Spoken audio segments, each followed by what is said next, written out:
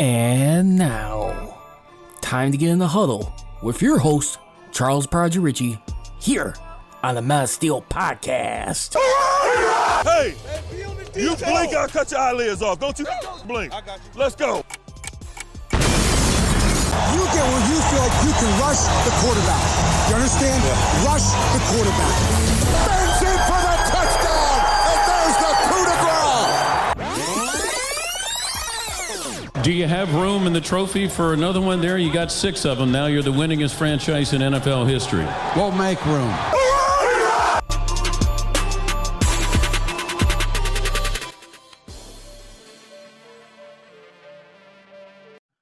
And welcome once again, everybody, to another edition here of the Man of Steel podcast with me, Charles Prodigy Richey. As you can usually catch me every Mondays and Wednesdays, usually at 6:30 p.m. Central Standard Time, where once again, coming as we get ready to count down to training camp, possibly the start of the regular season, pending everything goes well with no other players getting affected by COVID-19.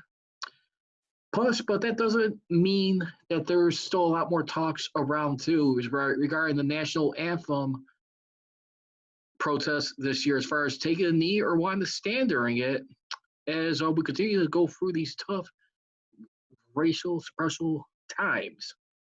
You'll find out a lot more as Mike Tomlin continues to open up with Ed Bouchette of The Athletic. Plus, we also got some former Steeler news. More in particular, wide receiver Antonio Brown probably be proved to be indicative later on some point in the time. You may want to pay attention to where he ends up landing.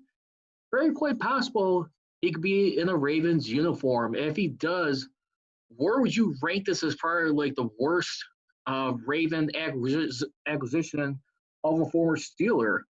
I mean, recent memory, I'd probably have to say Mike Wallace back in 2016. I mean, don't get me wrong, it was still a few more years removed. I mean, 4 years when he was no longer a Steeler, but that Ravens team had a real good team that year, almost upset the Steelers for the AFC North, which they eventually lost on that Christmas miracle, as everyone may remember. So I tell you what, that's something to pay attention to, nothing to overlook. If you ask me, it's still something. Right now, the Seahawks are being looked at as the other team. And we'll get into that a little bit later. But again, if you want to get in on today's show, the number to be reached for today it is 312-209-2232. Again, that is 312-209-2232. You can also follow me on Twitter and social media and Instagram, that is, at Prodigy Richey, at OnDeckCSR. For the Man of Steel podcast, it is at Prodigy Richey. Man of Steel podcast. On Twitter is at Man of Steel CJR.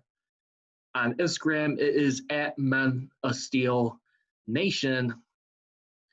And there you have it. Those are all my plugs right there. And if you guys miss any of the live shows, you also check out my content on Mixcloud and Anchor, which is also puts me on platforms like Spotify, Bullhorn, and a lot more. You can catch me both on Charles Prodigy Richey and Crunch Time with Charles Prodigy Richey. And plus, right now, I'm not going live on YouTube for the foreseeable future for a while. I am going to just pre-record my stuff on there and have more video uploads, especially on my other Facebook pages. I also got a group page on there, too. If you guys want to check it out, that is Man of Steel Icons. And I hope everyone is having a great week so far.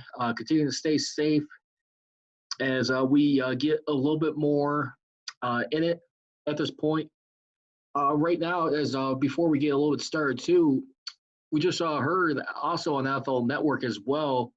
It was the third annual quarterback and coaches summit, basically trying to help like a lot of especially signal callers, black quarterbacks or athletes, basically trying to help them better their career beyond the game of football. A lot of mentoring right there. As you know, Doug Williams, he is a member of the Black Quarterback Hall of Fame right there. He's one of the founding figures of this group. And last year, just to give you like an example, They had about 2 teams with 2 signal colors representative. This year, it took a tremendous spike and it went up by about 20 this year. So you had 22 total teams, along with some college athletes and some teams right there just checking out. And I think this is a very wonderful thing to be calling out when you're trying to look and try to get things corrected in a peaceful manner and try and make some significant, because everyone could do a lot better of a part when we're trying to find out racism or any kind of injustice going on. I think these are definitely important steps around the league. You hear how Mike Tomlin is definitely one of the guys right there where he has supports basically, and his players taking a knee. And when he was talking to Ed Bouchette of The Athletic, basically, and he was saying our position is simple. We are going to support our players in their willingness to partake in this, whether it's statements or actions. He goes on to say, as he told playing reporters on a Zoom call conference on Tuesday, statements are good, but impact is better, particularly long-term impact. So those who have a desire to participate in a positive way, they're going to be supported by us, end quote. And there you have it. Obviously, right now, the Steelers are definitely one of the many teams that you could see. I don't know if anyone got a chance to see one of the latest videos on YouTube that was uploaded by Steelers.com. You saw how they're conducting their virtual practices right there, how they're keeping in touch. Had an army of Steelers players on there. And definitely trying to do everything they can. I mean, just as a reminder, too, NFLPAs, along with the NFL, more particularly NFLPA, did send out a memo to urge players on the side of caution with limiting any personal private workouts with other players or teammates off to the side to try and maintain proper social distancing techniques. I guess there was one right there, too, with Tom Brady with the Tampa Bay Buccaneers. It seemed to get a little bit of attention. He's practicing with teammates. But I think a guy like Stephen A. Smith, too, makes a very fair point on First Take with that. When you look at it, too, it's yeah, I mean, you should probably definitely ease on the side of caution, not interacting with other people, as we're definitely going to be more than likely expecting another wave of this coronavirus. But thing is, too, I mean, there are ways you can still practice with teammates and still trying to maintain social distancing. He goes on this note, for example, when you have a quarterback and receiver. I mean, if you think about it, I mean, quarterback and receiver, you definitely have to have play a distance for. They don't have to necessarily be all right next to each other. I mean, they're definitely practicing routes. And I think Brady is doing the smart thing. Obviously, it kind of gained a little bit of traction. But I feel like at the end of the day, too, you're only dealing with so much as being the limitations you could pull one of their league modifications. And without trying to look like it's coming off well, you're not following policy. Many players are going to be getting sick. And the thing is, too, on top of that, we just have no idea what it's going to look like without fans this year. I mean, basically, it's definitely hitting a lot of testy waters, to say the least. I mean, with this. I mean, by the way, too, and I just want to just say right now, I mean, when we look at it, and one of the guys who I used to rip for Behind the Steel Curtain, Jeff Hartman, I just want to say congratulations. I just noticed you recently being a member of DK Pittsburgh Sports. I just want to wish you well, brother. It was definitely a pleasure starting off with you. I hope everything is going well with you. Hopefully we could do a show together. But definitely he wanted to go into a little bit of detail how the NFL is going to be looking at without fans, how the new normal is going to more than likely have to be, and so forth. I mean, the biggest news of the day today, I mean, you got the return of baseball coming up, I think, with about 60-plus games, which will include an additional 20. And here we go. Right now, back to Jeff Hartman's article on DK Pittsburgh Sports. And by the way, Jeff Hartman, you can follow him on social media on Twitter, his Twitter handle. We're pulling it up here in just a second. At B&G Blitz, from what I know. But anyway, he was just saying NFL finding ways to limit revenue loss without fans. And as he points out, under Goodell, the league has become a multi-billion-dollar industry, no doubt, as a pioneer in making revenue among all professional sports leagues. With that said, it should come as a shock to no one. The league is already putting plans in place to limit the revenue loss they will endure if they decide fans can't attend games this season due to the coronavirus pandemic. And right now, NFL teams have been told they'll be able to sell camera-visible signage to local sponsors for the first time during the 20 season, which sources say it's a step one sales executive said was significantly defray pandemic-related revenue losses. And obviously, I mean, you're definitely going to be having some bad optics from this right here. I mean, obviously, you're not going to be seeing players like engage like it with the fans when you get like a touchdown celebration, kind of like what you see with the Lambeau Leap. Definitely a big one right there. And how you're going to see stuff like that. These are all going to be like a significant ways you have to be focusing about next year's salary cap. And one of the teams that can be affected by it, I said before, I will say it again, is the Pittsburgh Steelers at the end of the day. This is a team right now who's got a lot riding to do something right now. And you just don't know where the ceiling is going to rise on this. But you got to believe right now, I mean, when you got a guy like Kevin Colbert not necessarily committing on any long-term commitment to the Steelers, still going year to year with them. You got a lot going on with him right now. Mike Tomlin, after this season, he'll be going into unrestricted free agency, even though he is signed more than likely for the 2021 season. And I just feel right now with all this is that, I mean, obviously no fans, but I mean, how much is it going to be like in the way too? I could see some of the players who will be taking knees benefiting from this.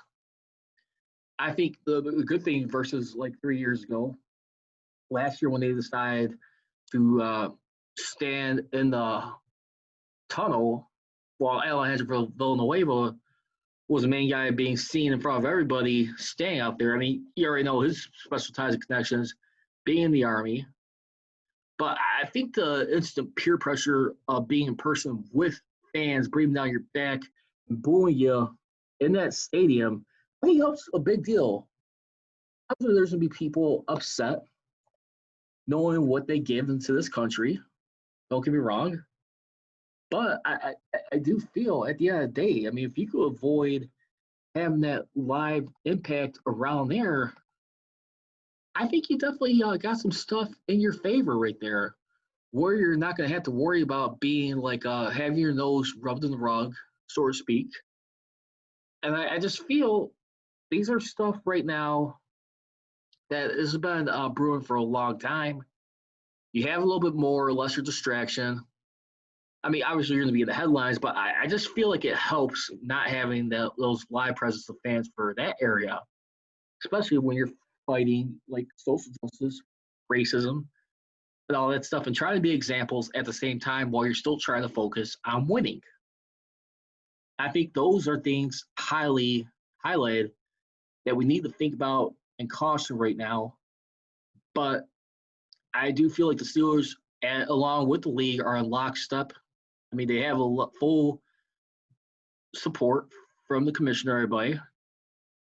I mean, obviously, Donald Trump, he's going to be wanting to echo in. I mean, he's going to still be disapproving at the end of the day. But this is where we are right now. And we're going to have to find a way to, like, see the new norm, as Jeff Hartman would say in this article. He goes on a little bit further, too, with it. With the billions slated to be lost without fans, seems the 2021 salary cap to plummet as well. I mean, the Steelers, who not looking for, who tend to spend up to the cap every year, but the league has already been in talks to support the Cats' current number, even if it means borrowing from future money to do so. And that's what we got to look at right there. So let's not be fully harsh on this. I mean, obviously, it's still a wait and see. But, I mean, we just don't know, other ways we get creative with this. I can definitely tell you one thing, in my opinion, because I'm definitely looking into this myself. I don't know about anyone over here, but for this season, how many people are going to, like, if you can't go to the bars, due to health concerns, how many people will look into signing up for NFL Sunday Ticket, that TV, where you can watch live Sunday all-market games, or sign up for NFL Instant Replay? I gotta tell you, I'm definitely thinking about that for this season. I usually go on my one spot. If you guys are ever in Chicago and things do seem to settle down, that things are okay to be interacting, shout out Durkin's Tavern right there. Durkin's Tavern is one of the best Steelers bars in Chicago, hands down, over here. Definitely take care of always good Sunday gatherings. Obviously, that's going to be a little bit of a concern this year. But, I really feel like right now, there's going to be a lot more TV packages, I believe, being sold. I definitely believe a lot more people are going to probably end up watching from home in their own comfort. And I respect that a lot. Where we're wearing masks or not, it still takes one or a group of people to not be properly taking care of themselves and exposing others. And we'll see how long this goes, including with this second round wave of this virus. It's definitely an unforgettable year as it is start. With the people we lost along the way. Just many legends to just get into for this year. When you think of guys like Sam White, Don Shula, Kobe Bryant, those guys right there, and it's definitely been like a lot of heart failure right there. Just to see where we're at and what it's doing to people, especially economically. And I don't know. It's a lot of unknown, but I will say this. Like I said, I definitely do believe this pandemic, if anything, I do believe we're growing stronger from this. I definitely do believe people are finding ways to adapt. Zoom has been one of the most friendliest platforms as of right now. For people to socially interact, along with your FaceTime apps. And I just think those are things that it is so important to have at these moments right now. And there we go. Let's go ahead and get some Steelers notable roster tweaks by Mike Tomlin. As everyone is wondering about the retirement of Ramon Foster, well, Matt Filer actually played right tackle last year. According to Mike Tomlin, he's going to be having the first crack of snaps. No pun intended, by the way. Sorry about that. Who actually started right tackle, who began the first opportunity to take snaps at left guard. Also, too, Mike Tomlin also suggested that Zach Banner and Chuks Okorafor will compete at right tackle with Matt Filer moving to left guard. And I'd be really interested to see about Matt Filer doing in that role. Just playing that role in their playing guard position. In his career here, trying to do some research on this. And Matt Filer, who's coming into this right now, and see what he's able to do for the time with this team. Because I'm going to tell you, Ramon Foster is definitely going to be a guy that's going to be missed. He's played right guard in 2017. At that year, that's the last time I played a guard position anywhere. This guy who right here, who came out of college in Bloomsburg, came undrafted to the Steelers, And I'd just be real interested to see what he could do, what he can muster up. I mean, you got Sean Surratt, who's definitely got a lot of work, a lot of fixing to do this year with this Steelers team, as far as like how they're going to be able to bring back the attitude of this line. I mean, they definitely right now, when you look at everything too, aside from just protecting the quarterback, I mean, let's look at some of the biggest stuff. I mean, the biggest difference on this O-line here. I'm actually getting ready to have some guests on mine coming up, hopefully this week and the next day or two. But in the works, make sure to tune in. I'm going to do a special podcast with me and Dean Davis here. But as far as like with the Steelers right now, their offensive stats within the last 2 years, when we look at it, I mean, the sacks right now, I mean, it went up. They gave up 8 more additional sacks last season. They had 24 in 2018 and 32 this year.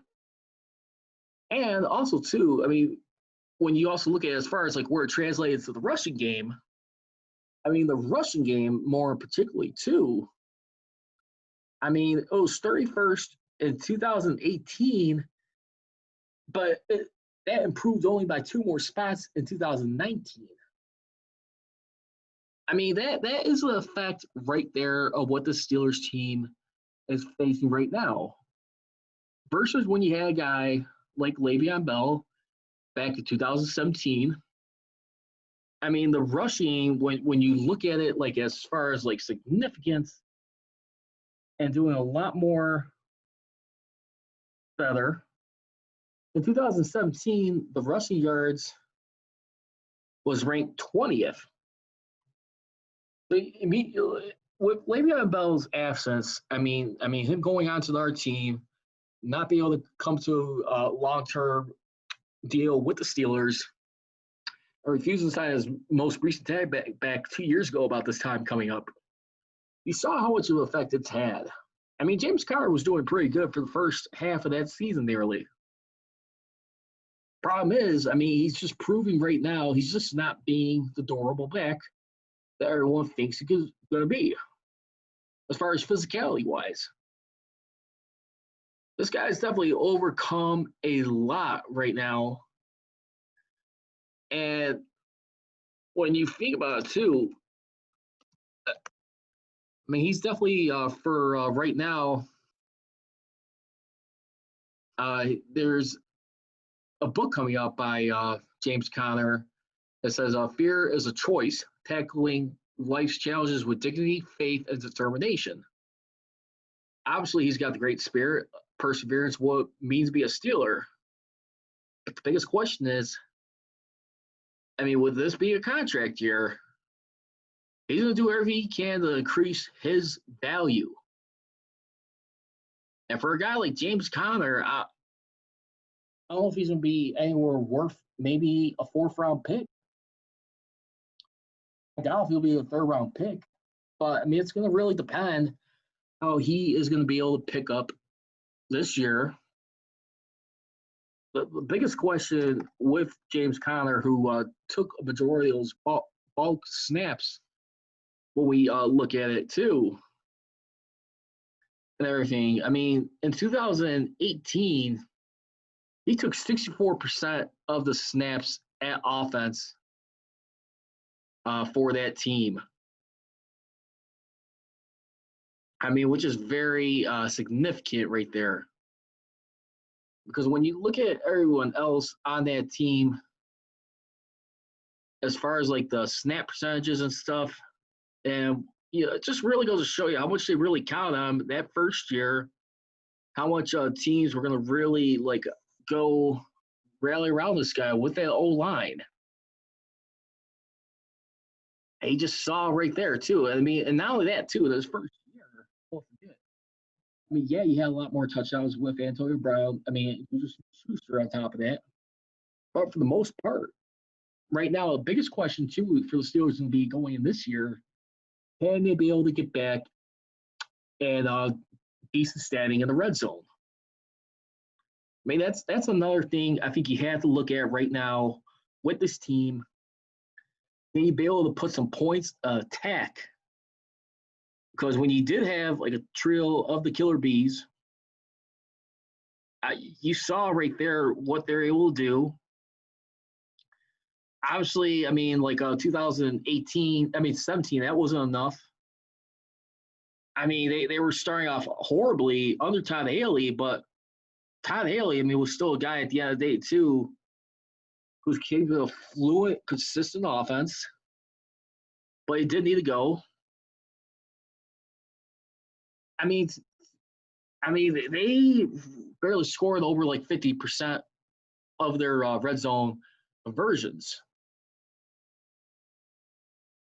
And I just think, I mean, that's going to be another big thing, a task for Randy Fichtner. Is going to try and find a way to get this thing back, scored back in the red zone. How much will Ben Roethlisberger take off that pressure, off a guy like James Conner, where he's going to be able to wing it and throw it? And more importantly, doing it pain-free, going from first to worst in 1 year's time. And back in 2017, Pittsburgh Steelers were able to jump out. I remember, I think like about 14 spots, like towards the second half of that year, where they scored over 53.03%, including the playoffs. That's going to be one of my biggest questions. Say you, Steelers Nation, what do you think is going to be the biggest thing you'll be definitely concerned when we go into year number 3 with Randy Fichtner at the helm and Sean Surratt, his second year? I mean, without a guy at the same time, too, and Mike Munchak. And Mike Munchak, who actually went on to go with the Denver Broncos, as he's currently the offensive line coach with them. Yeah, the number is 312-209-2232. Again, that is 312-209-2232. You can follow me on my social media, on Twitter and Instagram, at Prodigy Richey, at OnDeckCSR. For the Mass Steel Podcast, it is at Mass Steel CJR on Twitter, at Mass Steel Nation on Instagram. And here we go. Also, too, some other notable moves coming up, too. Now, with Javon Hargrave, who's actually went over to the Philadelphia Eagles right now. I mean, that's another thing right there. Who's going to be filling that nose tackle on that 3-4 defense? Mike Tomlin said that Tyson Alualu will be first to open at nose tackle since Javon Hargrave is with the Eagles, since he left there via free agency. Aside from that, too, 2 players, as everyone recall, in the last day or two have tested positive for the coronavirus, but are doing okay for the time being, which is good news. Hopefully that's not going to be a consistent trend, because that's one thing that I think everyone's going to be holding their breath on, especially this year, how things are going to be. And I just feel it's definitely a lot of uncharted territory. But I'm going to be really excited for Tyson Alualu right here. I mean, that's another guy right here. When we look at this guy who is coming in, I thought he's a decent acquisition for the Steelers, and who's did pretty solid. Who actually was starting last year. I mean, at this point in time, when we looked at it, on the defense, he is moving from, let's see, Tyson Alualu, he's moving from defensive end to nose tackle. I'd be wondering and curious to see if they'll probably be able to move back Cam Hayward in that position, or Daniel McCullers in there.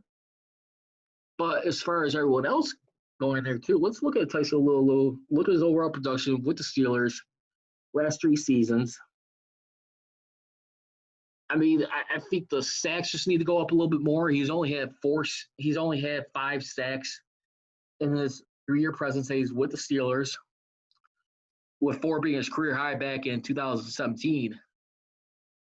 I just feel like right now the Steelers, I think he's right now, they're probably looking at him more as a run stopper than a sack guy.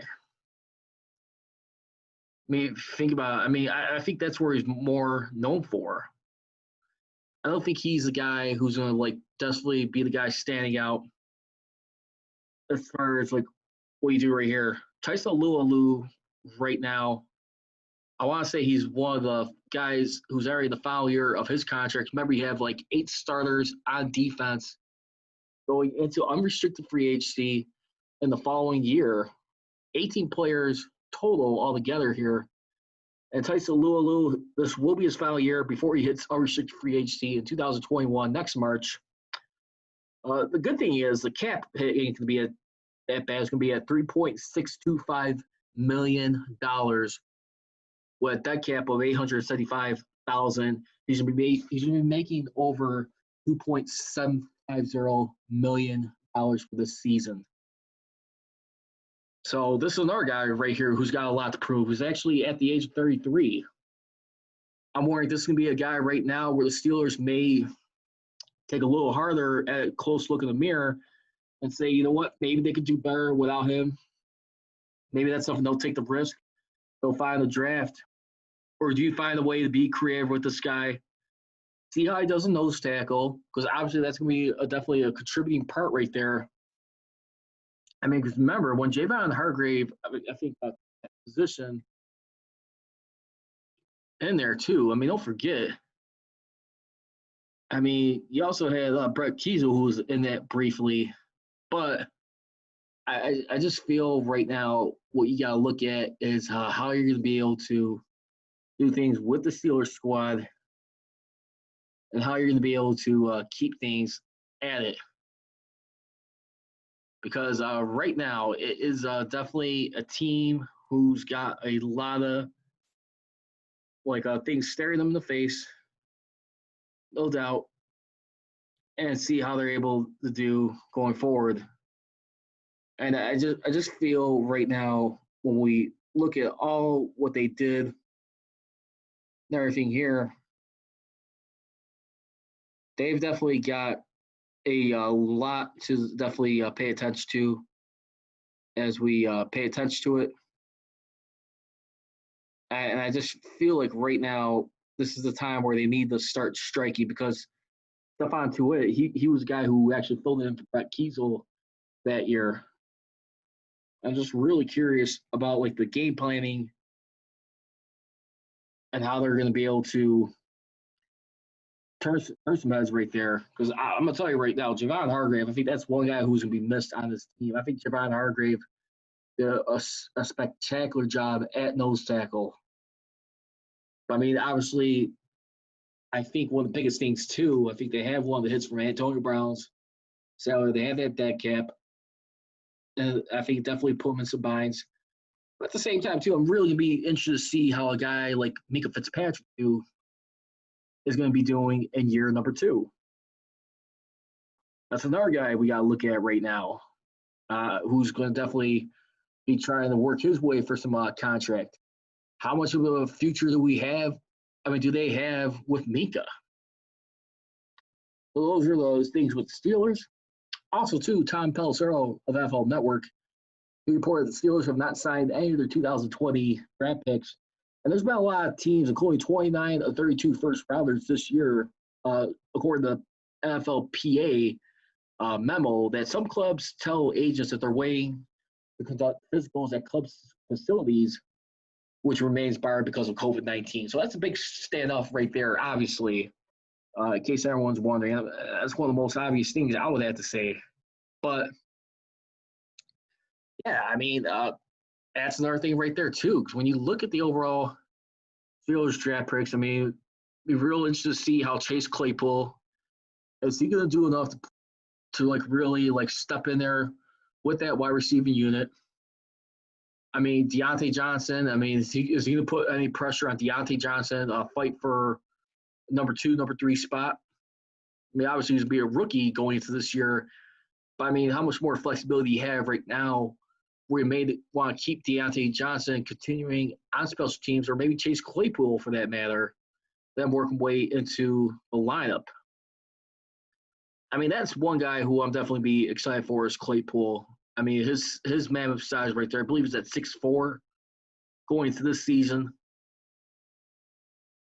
And that's one thing that always seems to be intriguing when Ben Roethlisberger having some big targets. But at the end of the day, like I said before, you've had big targets before in the past with Plaxico Burress, Martavis Bryant, and they didn't win a Super Bowl with either of those guys. Don't get me wrong, I like the acquisition, but I don't think it's necessarily anything to prove that you needed to put you over the top.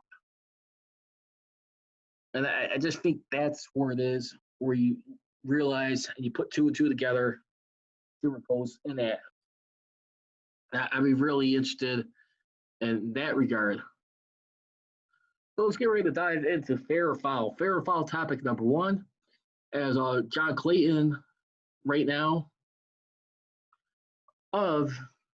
let's see, as we take a look at it, of 710 ESPN Seattle, he told 93.7 The Fan that the Ravens are monitoring the Antonio Brown situation. Well, nothing will happen until July at the earliest.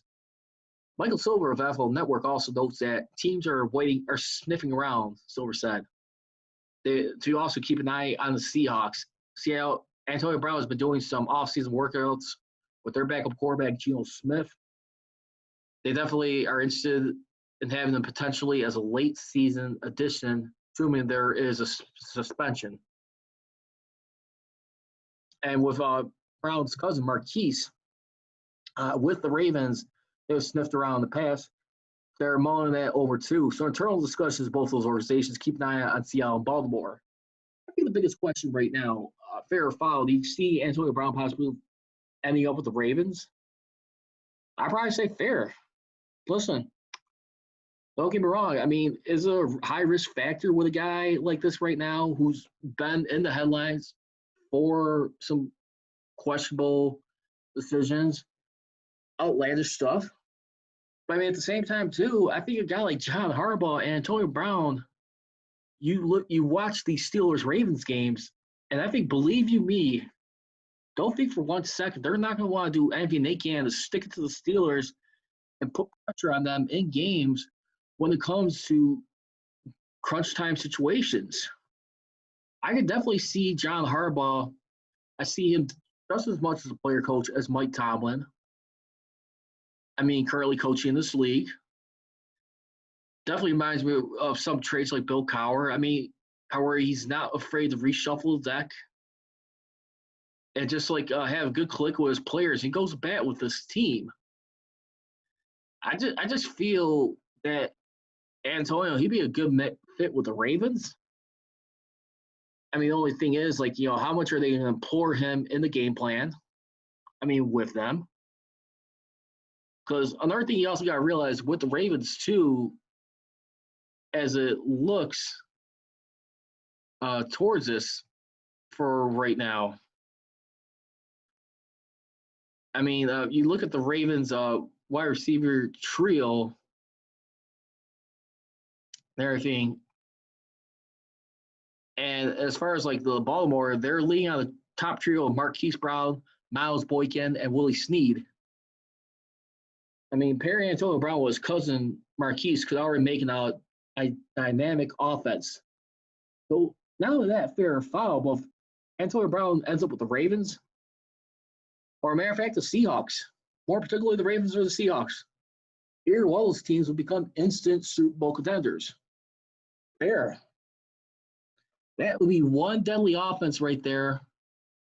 And don't get me wrong, you still got a guy with the Kansas City Chiefs, Andy Reid, and Patrick Mahomes. Obviously, a lot of people are paying attention on the new AFC rivalry in there. But, I mean, to add what you can to this right here, I'll tell you right now, maybe a team, the Ravens in particular, would definitely win a third Super Bowl possibly in their franchise history. I'd be really interested because to see how this Steelers defense would defend against them. I mean, don't get me wrong, it's definitely very different in two different scenarios where you had him beat the first time until a bogus call was called on identity for roughing the quarterback, I believe it was. But then the last time he did play him, he had a more winded Steelers defensive team. who ran out of gas, went on a 3-game losing streak to the Bills, the Jets, and the Ravens. I mean, obviously that was a rainy day. It was a game to forget. Definitely got bumped out there big time. But I definitely feel that's gonna really like entice things a lot. See what kind of matchups they'd be willing to entertain, intrigue, and so forth. So, I mean, those are like my 2 cents on there as far as we look at it. So keep an eye on the Ravens and the Seahawks. We'll see how this continues to go. And that'd be about it. So right now, I also left a poll on Twitter right there. I would encourage for you, the guys, take a vote right now. Let me know right now what you feel about the Antonio Brown situation. As a Steeler fan, where do you fear he'll ending up with? Do you definitely feel like it'll be the Ravens? I got 2 votes so far in right now saying the Seahawks he's gonna be landing with the Seahawks. But again, I mean, that's a lot of Steelers fans too. I like to encourage more people around here. Feel free to hit it up. Go on the poll. You can search at MassSteelCGR. I can be followed on Twitter along with Prodigy Richey at OnDeckCSR. And from the Mass Steel Podcast on Instagram at Men of Steel Nation. So again, real quickly, and feel free to shoot me your thoughts real quick. I'd like to hear from you. From the last show, I did mention too, if you had to bring back one guy, a player in their prime on offense, as well as defense and special teams, who will be your players? Just to recap mine, I said Jack Ham on defense, Rob Woods on special teams, and I'll bring back Antonio Brown at receiver. I like Le'Veon Bell, but Antonio Brown was that deadly at receiver when he was with the Steelers and where he started everything off. I just don't see how he could pass that up. So again, you expect to be every Mondays and Wednesdays at 6:30 p.m. Central Standard Time. As always, leave you. Don't be trolling, be rolling. Here we go, Steelers. Here we go. I got.